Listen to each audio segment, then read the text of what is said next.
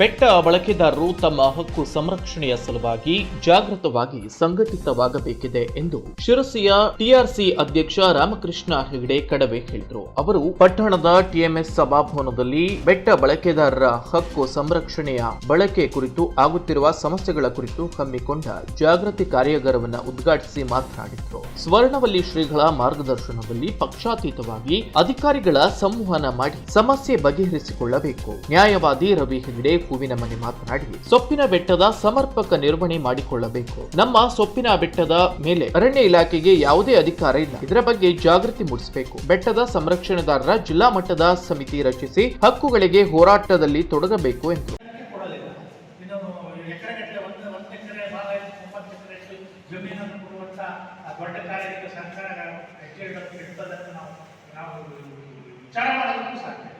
British ಯಾಕೆ ಮಾಡಿರೋದನ್ನ ಈ ಭಾಗದಲ್ಲಿ ನೋಡಿ, ಉತ್ತರ ಕನ್ನಡದಲ್ಲಿ ಮಾತ್ರ ಬೆಟ್ಟ ಅಂತಿದ್ದಾರೆ.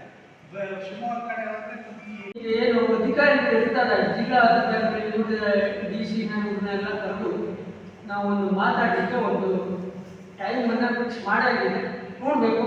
ಆದರೆ ಏನೇ ಆದರೂ ನಮ್ಮ ಈ ಒಗ್ಗಟ್ಟು ಆಗಬೇಕು. ನಾನು ನೀವು ಹೇಳ್ತೇನೆ, ಎಲ್ಲ ಹೇಳ್ತಾರೆ, ಆದರೆ ನಮ್ಮಲ್ಲಿ ಆ ಇದಿಲ್ಲ. ಯಾಕಂದ್ರೆ ಜನ ಎಷ್ಟು ಬಂದರೋ ಅಷ್ಟು ಹೊರಗಡೆ ಅದ್ರ ಬಗ್ಗೆ ಪ್ರಚಾರ ಆಗ್ತದೆ.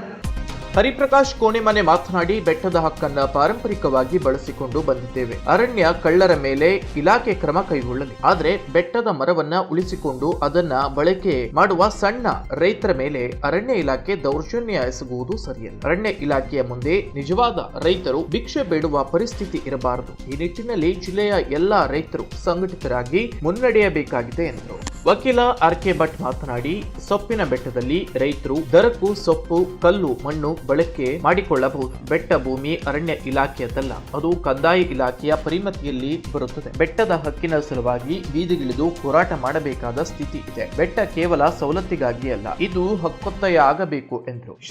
ಶಿರಸಿಯ ಬೆಟ್ಟ ಜಾಗೃತಿ ಅಭಿಯಾನದ ಸಂಚಾಲಕ ಎಸ್.ಕೆ. ಭಾಗವತ್, ಟಿಎಂಎಸ್ ಅಧ್ಯಕ್ಷ ಎನ್.ಕೆ. ಭಟ್, ಅಗ್ಗಾಶಿ ಕುಂಬ್ರಿ, ಜಿಲ್ಲಾ ಪಂಚಾಯತ್ ಮಾಜಿ ಸದಸ್ಯರಾದ ರಾಘವೇಂದ್ರ ಭಟ್ ಮಾತನಾಡಿದ್ರು. ಸಂಚಾಲಕ ಕೆ.ಟಿ. ಹೆಗಡೆ ಸ್ವಾಗತಿಸಿದ್ರು. ದೀಪಕ್ ಭಟ್ ಮಳವಳ್ಳಿ ನಿರ್ವಹಿಸಿದ್ರು. ಮಹೇಶ್ ದೇಸಾಯಿ ವಂದಿಸಿದ್ರು.